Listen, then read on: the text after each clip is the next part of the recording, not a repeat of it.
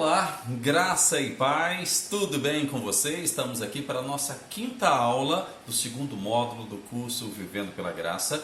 Estamos falando das alianças que Deus fez juntamente com os homens. E vamos para a nossa quinta aliança, que eu também chamo de Aliança da Lei de Moisés ou a Velha Aliança. É de extrema importância a gente entender o conteúdo desta aliança, porque ela foi feita para o povo hebreu, com o povo hebreu, ok? E não tem nada a ver com a igreja ou com o cristianismo, ok? Então a gente vai estar falando dessa lei que infelizmente ainda é muito usada dentro das igrejas que professam a fé em Jesus Cristo, e isso não é muito legal não, porque faz com que as pessoas não tenham a revelação correta da aliança que ela tem com Deus, que hoje é a aliança eterna feita por Cristo Jesus, a qual nós chamamos de Nova Aliança. Na aula passada, nós terminamos falando sobre a genealogia de Jacó, Israel. Ele se torna Israel, tem os filhos, e falamos da genealogia, ou seja, os 13 filhos que ele teve com 4 mulheres diferentes. E hoje eu quero iniciar, para que você possa entender como foi feita essa aliança com o povo hebreu, para que você entenda a genealogia hebraica, onde tudo começou, né? Tudo começa com Terá saindo com seus 3 filhos de Ur dos Caldeus. Ele saiu de Ur com a intenção de ir para Canaã, ok? Terá tinha 3 filhos, Abrão, Naor e Harã. A gente sabe que Harã, ele morreu antes do pai. Harã foi pai de Ló, e ele teve uma filha chamada Milca e também Isca. Ló é muito conhecido por ser o sobrinho que acompanhou Abraão. Ele teve 2 filhas, ok? E com isto, Ló, dessas 2 filhas, surgiu 2 povos diferentes, que foram os Moabitas e também os Amonitas, ok? Ló teve uma irmã chamada Milca, e Milca casou com o tio dela. Qual tio? Naor, que também era irmão de Abraão e Harã, ok? Então a irmã de Ló casa com Naor e tiveram 7 filhos. Dentre esses 7 filhos teve Betuel, e Betuel foi pai de Labão. Daqui a pouquinho eu falo a respeito de Labão. Agora vamos para a família de Abraão, ok? Abrão, que se tornou Abraão, ele já saiu de Ur dos Caldeus junto com a sua esposa, Sara. Sara era estéril, não poderia ter filho, ok? Então o que ela faz? Ela pega a serva dela, Agar, e pede para que Agar tenha relações sexuais com Abraão, e daí surge um filho chamado Ismael. Ismael gerou um povo chamado Ismaelitas ou Midianitas, que também vai entrar na história daqui a pouco, ok? Agora é o seguinte, nasceu o filho da promessa que Deus havia prometido para Abraão, o nome dele é Isaac, já falamos sobre ele. Isaac casa com Rebeca. Rebeca é irmã de Labão, filho de Betuel, que é sobrinho de Abraão, ok? Isaac e Rebeca têm 2 filhos, falamos também na aula passada, Esaú e Jacó. Esaú era o primogênito, mas negociou a primogenitura dele com Jacó, o seu irmão gêmeo, porém que nasceu depois de Esaú. E Esaú deu origem a um povo chamado Edomitas. Então cada filho aqui gerou um povo diferente. E Jacó gerou a nação de Israel. O povo que se tornou o povo de Deus, recebendo então o direito de herança vindo da promessa e aliança feita com Abraão. E Deus vem ali o tempo todo renovando esses votos de aliança, com Isaac e também com Jacó. Jacó teve 12 filhos. Desses 12 filhos, 7 filhos vieram de Lia ou Leia, que é a irmã mais velha de Raquel. Eu contei a história na aula passada, né? Jacó, ele trabalhou 7 anos para se casar com Raquel, mas foi enganado pelo sogro. Não enganado, na realidade foi uma tradição. Existia uma tradição entre eles que a irmã mais nova não poderia casar antes da irmã mais velha. E como a irmã mais velha era Leia ou Lia, ele recebeu como pagamento Lia pelos 7 anos, os primeiros 7 anos de trabalho, ok? E ele teve 7 filhos com a Lia. Jacó, Israel, teve 7 filhos com Lia. O primeiro filho foi Rubem, o segundo filho foi Simeão, o terceiro foi Levi, o quarto foi Judá. os primeiros 4 filhos de Jacó, com Lia. Depois, o que acontece? Raquel fala, eu vou dar serva para que Jacó também tenha filhos com ela, e aí possa ser os meus filhos. E aí ele entrega Bila. Bila daqui a pouquinho vai também entrar numa história, numa DR que rolou na família de Israel com Bila, beleza? Então vamos lá. Ela entrega a serva dela para ser concubina de Israel, e aí ela dá 2 filhos, o 5º e o 6º filho, que é Dan e Naphtali. Vem o 7º filho, o 7º e o 8º não veio nem de Raquel, nem de Bila e nem de Lia, veio de Zilpa. Zilpa também era uma serva de Lia, e aí o que acontece? A Lia entrega Zilpa para que Jacó também tenha relações sexuais com ela, e ela dá 2 filhos para Jacó, Israel, Gade e Azer. Vem o 9º filho, o 9º, 10º e o 11º filho de Jacó também foram filhos de Lia, a primeira esposa. São esses filhos Isacar, Zebulon e a única filha mulher que Jacó teve, que foi Diná. 12º e 13º filho, aí sim veio de Raquel, a esposa que Jacó amava. O 12º filho foi José e o 13º filho foi Benjamim. Bom, o primogênito de Jacó é Rubem, o primeiro filho de Lia. Ok? Rubem perdeu o direito de primogenitura. Por quê? Lembra da DR que eu falei que rolou com Bila? Então, Rubem teve um caso com Bila. E aí Jacó disse, você manchou a minha cama, você manchou a minha honra, por isso você vai perder o direito de primogenitura. Resumindo, ele teve um caso com Bila, rolou uma DR na família e perdeu o direito de primogenitura por causa da desonra com o pai. Então sobrou a primogenitura para Simeão, que é o 2º filho. Simeão também perdeu o direito de primogenitura dele. Por quê?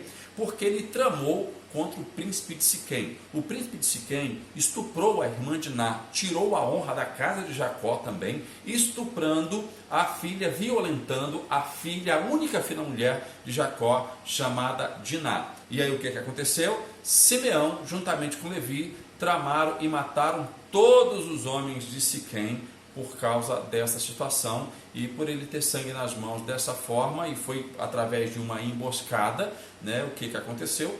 Jacó, Israel, vai também tirar o direito de primogenitura de Simeão. Bom, então Jacó precisaria de uma outra pessoa para ministrar a bênção da primogenitura e continuar o legado desta aliança que foi feita com o avô dele, repassou para o pai, Isaac, e agora ele precisava repassar, como ele recebeu, ele precisava repassar também para um filho. Eu contei aqui, falei um pouco dessa árvore genealógica que desde Terá, quando saiu de Ur dos Caldeus, para você entender um pouquinho do teor desta aliança firmada com Abraão. Lembrando que esta é uma aliança que vai chegar até Cristo Jesus. Essa próxima aliança que nós vamos falar, que é a aliança feita também com o povo de Israel, agora só que com Moisés como mediador desta aliança, ok? Ela vai agora até Jesus Cristo. Vamos falar aqui do conflito que rolou na família de Israel. Não era uma família completamente unida, não, ok? Na realidade teve um conflito que na realidade acabou de certa forma cooperando para o bem de toda a família de Israel, porém não é uma história muito legal. Vamos ler Gênesis 37, versículos do 3 ao 8, e entender um pouco o porquê desse conflito, né? Israel amava mais José do que a todos os filhos, porque era filho da sua velhice, e fez-lhe uma túnica de várias cores. Vendo, pois, seus irmãos, que seu pai o amava mais do que a todos os seus irmãos, aborreceram-no e não podiam falar com ele pacificamente. Sonhou também José um sonho que contou a seus irmãos, por isso o aborreciam ainda mais. Primeiramente, nós precisamos colocar algo que chamou a atenção dos irmãos mais velhos, principalmente dos irmãos que eram ali os primeiros, os filhos de Leia ou Lia. Bom, Jacó, ele demonstra o amor dele de uma forma gigantesca para a vida de José e entrega para José uma túnica colorida. E era uma tradição naquela época dar essa túnica para quem era o primogênito, para quem seria o governador, para quem que seria maior que os outros irmãos.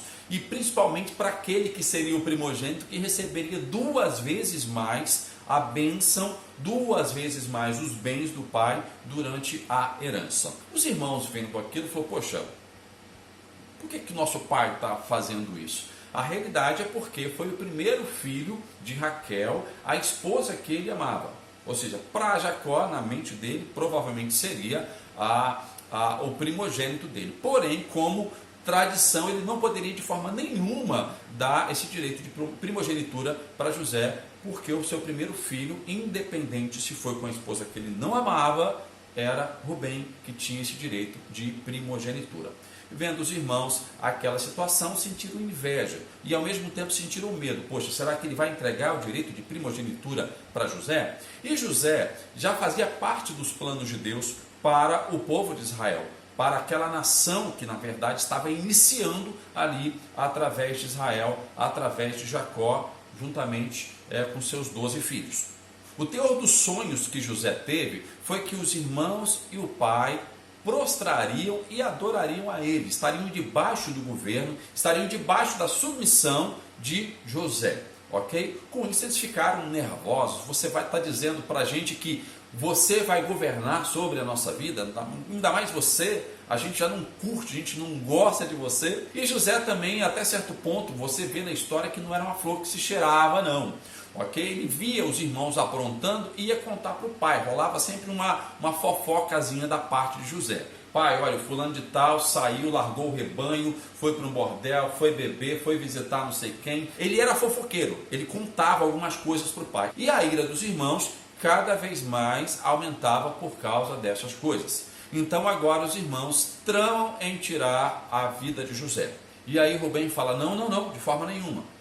Vamos pegar ele e vamos jogar dentro desse poço, ok? Vamos deixar ele dentro do poço. Na cabeça do primogênito Rubem, eles vão esquecer do irmão, eu venho, resgato ele, levo para casa e salvo ele. Rubem se distancia dos irmãos. E quando se distancia dos irmãos, o que acontece? Passa os ismaelitas, os midianitas, os descendentes de Ismael, que já não curtiam muito porque Jacó era descendente de Isaac, o seu meio-irmão. E ele se sentiu um pouquinho rejeitado pelo pai diante de toda a situação que aconteceu por ser filho de uma escrava. Ok? Entendido até aí? Na ausência de Rubem, os irmãos pegam José e o vendem para os midianitas, os ismaelitas, que o levam para o Egito como escravo. Chegando no Egito, José é vendido para um general de Faraó, um general do exército de Faraó. Ok? Agora é o seguinte: Deus tinha planos específicos para a vida de José. José fazia parte dos planos de Deus para o povo de Israel. Então José, ele não foi sozinho para o Egito. Ele foi com a presença do Eu Sou, ok? E aí acontece a manifestação da graça de Deus sobre a vida de José e todo mundo via essa graça na vida de José. Gênesis 39, 2, 4 diz o seguinte: E o Senhor estava com José, e foi varão próspero, e estava na casa do seu senhor egípcio, Potifar. Vendo, pois, o Senhor que o Senhor estava com ele, quando fala esse Senhor é Adonai, né, a palavra no hebraico aqui, estava com ele, e que tudo o que ele fazia, o Senhor prosperava em sua mão. A manifestação da graça através da vida de José na casa de Potifar, em uma terra distante, uma terra estranha, que era o Egito. José achou graça aos olhos e o servia. E ele pôs sobre a sua casa e entregou na sua mão tudo o que tinha. José era um bom administrador. José tinha sabedoria vindo do Espírito Santo de Deus que estava sobre ele. O Espírito Santo de Deus, nesse período, ele não era liberado como é liberado para a gente, para toda a carne que quer hoje manifestar essa ação do Espírito Santo. Ele vinha com um propósito, já estava sobre a vida de José. E foi reconhecido já essa bênção sobre a vida de José na casa de Potifar. Porém, José, passado um tempo na casa de Potifar, a esposa de Potifar se encanta com José e tenta forçar José a ter relações sexuais com ela. José, cara muito fiel, temente a Deus, saiu correndo. Neste momento a túnica dele, a roupa dele é rasgada, o manto dele, né, é rasgado. E aí a mulher, sentindo-se desprezada, sentindo-se rejeitada, conta para Potifar dizendo que José que atacou ela. José vai para a prisão.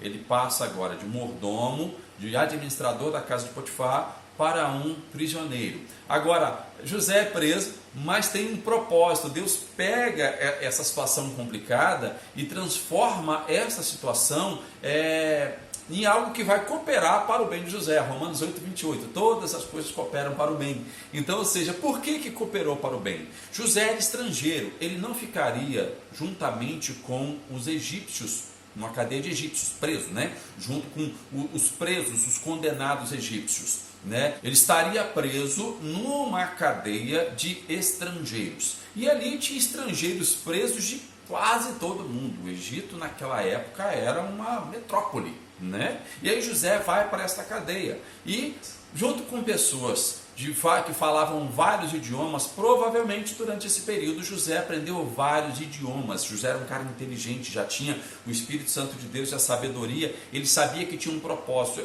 e ele tinha sonhos, né? Ele tinha os sonhos que Deus tinha dado para ele, e ele tinha certeza que esses sonhos ainda se cumpririam, que o final dele não seria num cárcere, numa prisão, numa terra distante chamada Egito. Bom, acontece que ali existe um padeiro e um copeiro junto com ele naquela prisão, tiveram sonhos, José interpretou esses sonhos, ok? E assim, da mesma forma que José interpretou, aconteceu na vida desses dois homens, e o que ficou vivo, porque um morreu e o outro ficou vivo, falou: lembra de mim quando você estiver junto com o faraó. Faraó acaba tendo sonhos. E dentro desses sonhos, ele chamou todos os sábios, todos os magos do Egito, que não puderam discernir o sonho. Esse camarada que José falou que ele viveria e ainda serviria Faraó, lembrou de José e falou: olha, quando eu estava preso lá na cadeia, um rapaz, um hebreu, um escravo, acabou trazendo para mim a revelação do meu sonho, e aconteceu exatamente de acordo com a interpretação que ele trouxe para o meu sonho. E aí Faraó diz: traga esse camarada até aqui. Faraó vai e conta o sonho. Resumindo, a interpretação do sonho de Faraó, o sonho que ele contou para José, foi o seguinte: bom, haverá 7 anos de muita fartura, de muita prosperidade, e 7 anos de muita fome. Ok? Então, você precisa se preparar, Faraó, para esse tempo de prosperidade, para esse tempo de escassez. E aí você precisa ter um homem que esteja apto para coordenar esse tempo de fartura, gerando ali novos celeiros, gerando depósitos para guardar esse mantimento, para ter suprimento durante esses 7 anos de escassez que vai ter aqui na nossa região. E aí Faraó, vendo toda aquela sabedoria, toda aquela inteligência, vendo Deus na vida de José, diz o seguinte: não tem ninguém melhor que você para cuidar deste período de fartura e também de escassez. Você vai ser o meu administrador. Gênesis 41, 38, 40 diz o seguinte: e disse Faraó a seus servos: acharíamos um varão como este, em que haja o Espírito de Deus? Depois disse Faraó a José: pois que Deus te fez saber tudo isto, ninguém há tão inteligente e sábio como tu. Tu estarás sobre a minha casa, e por tua boca se governará todo o meu povo. Somente no meu trono eu serei maior que tu. Serei maior que você. José passa a ser o governador, ou o vice-presidente, ou o vice-faraó. Ou seja, ele era a primeira pessoa abaixo de Faraó no Egito. Se tornou um homem muito poderoso. Isso tudo porque a presença de Deus estava viva sobre a vida de José, filho de Israel. Ok? Só que o sonho que José teve ainda precisava se cumprir. E o cumprimento desse sonho, né? A gente, às vezes, quando a gente tem um sonho, a gente sempre fica pensando, poxa vida, só pensando no lado bom, quando as coisas vão começar a ficar tudo legal. Mas tem partes da nossa vida que, para a gente conseguir a realização de um sonho, a gente precisa passar por um aprendizado. O que José passou naquele momento, naquele tempo, foi um aprendizado, uma preparação para que ele pudesse estar vivendo o sonho a qual Deus estabeleceu para a vida dele, o sonho que ajudaria também no cumprimento de profecias que Abraão recebeu, que Jacó recebeu, que Isaac recebeu, ok? Só que o sonho a qual Deus tinha dado para José eram sonhos reais. O sonho dele era real e ele se torna então um governador do Egito, né? O governo de José no Egito foi marcado por uma visita muito importante, a visita dos seus irmãos, que foram buscar no Egito mantimento durante o período de seca. A fome se instalou, na realidade, em toda a região, e Israel ouve falar que no Egito tem mantimento. Então ele convida os seus filhos mais velhos e diz: vai buscar comida no Egito para a gente, ok? E os irmãos de José vão até o Egito, não sabendo que ele é governador do Egito, vão buscar mantimento. E tem um encontro lá com José. José reconhece os irmãos, porém não se revela para eles, ok? Pega o mantimento, coloca nos sacos, eles levam de volta, o dinheiro também volta. Todos eles, na hora que chegaram de volta à casa do pai, viram que o dinheiro estava dentro daqueles sacos. Desesperados, eles falam: poxa, como que a gente vai voltar agora? Eles vão nos incriminar, né? E aí, porém, José tinha feito uma prova com os irmãos, dizendo o seguinte: quando vocês voltarem aqui, por favor, me traga o irmão mais jovem de vocês. Jacó, Israel, não queria de forma nenhuma deixar Benjamim ir junto com os irmãos. Mas eles já estavam quase sem mantimento, sem comida. Fala: vocês vão, mas toma cuidado com o irmão de vocês. Por favor, que se acontecer alguma coisa com ele, o seu pai não vai conseguir mais viver sem o seu irmão. Ok? Chegando novamente no Egito, agora com Benjamim, José pede para que eles sejam recebidos com um grande banquete, dá 5 vezes mais para Benjamim, tanto de comida e bebida. Eles ficam ali olhando, assim, sem entender na realidade o porquê que o povo do Egito estava fazendo aquilo com Benjamim. No outro dia, eles pegam o mantimento, porém, José determina para os seus servos, dizendo o seguinte: pega meu copo de prata, coloca dentro do saco do mantimento do rapaz mais novo. Era uma prova que ele ia fazer com os irmãos, ok? E aí, despede, os irmãos de José se despedem, vão, ainda não sabendo que era José, o governador. E no meio do caminho, quando eles já tinham descido novamente para a casa de Israel, José pede que os soldados vão revistá-los e diz o seguinte: traz para mim aquele a qual o meu copo estiver dentro do saco de mantimento. E revistou todo mundo, tinha dinheiro ali dentro ainda, da mesma forma da primeira vez, o dinheiro voltou dentro dos sacos, só que dentro do saco de mantimento de Benjamim, tinha o copo de prata de José. E aí eles falaram: nós precisamos levar para o nosso Senhor, porque assim foi a ordem dele. Judá fica desesperado, né? Judá agora fala: o que vai acontecer com o nosso pai? Eu vou conversar com esse senhor. E ele chega até a presença de José, e aí tenta negociar com José, fala: deixa eu ficar no lugar, porque se o meu irmão ficar aqui, o meu pai vai morrer. Ah, você tem pai? Sim, meu pai está bem velho, esse é o filho da velhice dele, e ele não queria de forma nenhuma que a gente trouxesse o filho. Por favor, deixa que eu fique no lugar, deixa que eu sirva você, mas por favor, libere o meu irmão caçula. E aí chega um momento em que José se revela para ele, dizendo que é o irmão, e tudo aparentemente começa a ficar bem. Ok? Eles voltam agora, contam a história para o pai. Quando eles venderam José para o Egito, eles falaram para o pai que José havia sido morto por uma fera selvagem, e pegaram a túnica de José e ensanguentaram ela para levar até o pai, né? Então o pai não sabia que José estava vivo. Eles sabiam que José tinha sido vendido como escravo, mas para o pai José estava morto. E o pai agora fica todo feliz e fala: eu vou até o meu filho. E Israel vai com toda a sua família para o Egito, ok? Então acontece uma peregrinação de Israel, ok? Eu coloquei aqui a peregrinação de Israel desde quando ele saiu da casa do pai dele, logo depois da bênção, da casa de Isaac, para a gente entender um pouquinho esse contexto e data também, ok? Jacó, ele tinha 40 anos quando saiu da casa do seu pai e foi até a terra do seu tio Labão, aonde constituiu família. Ficou 20 anos lá, ok? Então ele retorna com 60 anos para a casa do seu pai Isaac, e ainda vê o seu pai durante mais 60 anos, que morreu com 180 anos. Isaac viveu 180 anos de idade. Então 10 anos antes de Jacó ir para o Egito encontrar seu filho José, ok? Gênesis 35, 28 para você acompanhar. Jacó viveu 17 anos no Egito antes de morrer. Gênesis 47, 28. Ele morreu com 147 anos.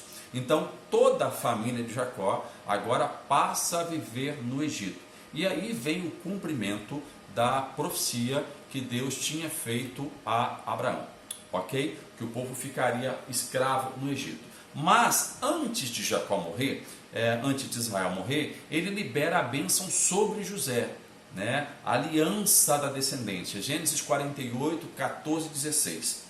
Mas Israel estendeu a sua mão direita e a pôs sobre a cabeça de Efraim, ainda que era menor, e a sua esquerda sobre a cabeça de Manassés, dirigindo as suas mãos avisadamente, ainda que Manassés era o primogênito. Bom, para a gente entender a história, lembra que eu disse que Rubem não poderia ser o primogênito?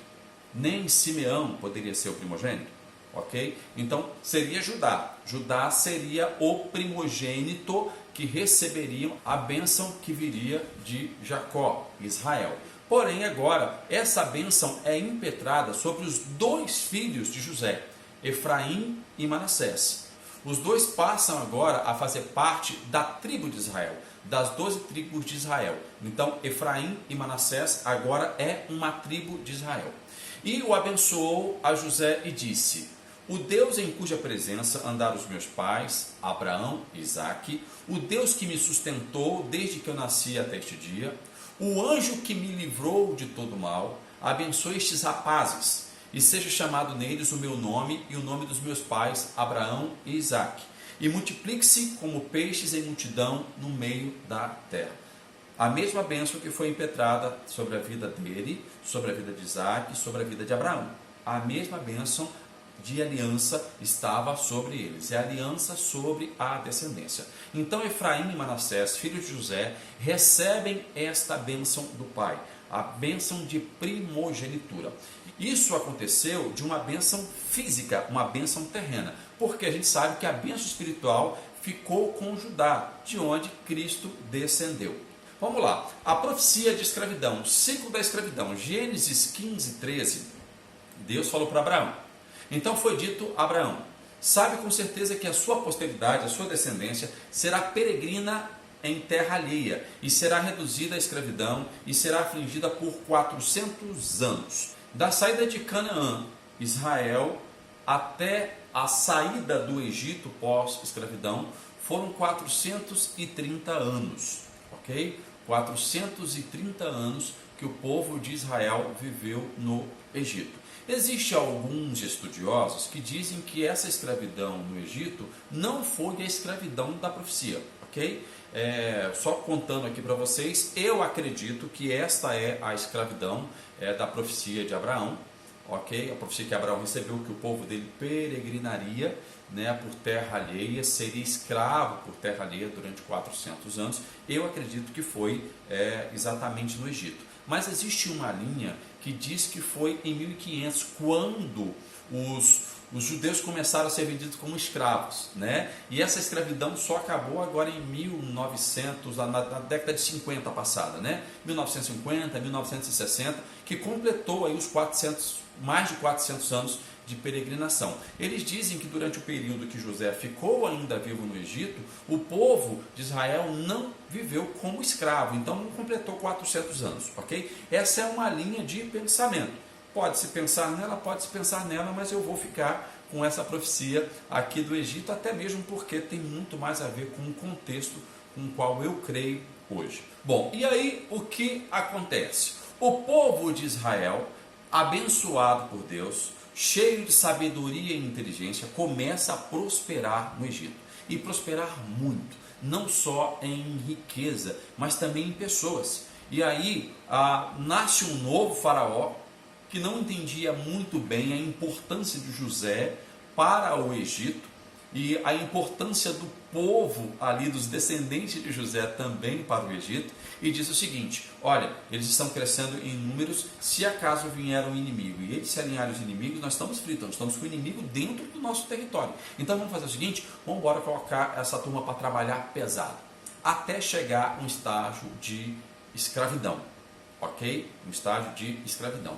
Só que eles continuaram prosperando, tanto em pessoas quanto em riqueza. E aí o faraó diz o seguinte: toda criança que nascer agora, toda criança que vocês encontrarem no povo hebreu, peguem e afoguem elas, joguem no rio, matem elas afogadas, ok? Aí surge uma mãe, né, da linhagem da tribo de Levi, chamada Joquebede, e tem um filho chamado Moisés. Ela tem um bebê chamado Moisés. Ela já tinha 2 filhos, Arão e Miriam, e ela faz uma arca, um cesto, né? Tampa todos os buracos dessa arca, desse cesto, pega Moisés, coloca dentro desse cesto, coloca no rio e pede para que Miriam fique vigiando, né? Para que não aconteça nada com Moisés ali. Ela queria salvar Moisés. E Miriam fica de olho para ver o que queria acontecer com Moisés dentro daquela arquinha, dentro daquele cesto, naquele rio. Porém, a filha de Faraó estava junto com as suas amigas tomando banho naquele rio e de repente elas veem aquela arcazinha ali naquela água e era Moisés dentro daquela arca. E ela pega Moisés e adota como filho. E Moisés então agora passa a ser um príncipe do Egito. Ele é criado como um príncipe no palácio de Faraó. Sendo hebreu, né, ele passa a ser criado como um príncipe no Egito. Mal eles sabiam que Moisés seria o libertador do povo, ok?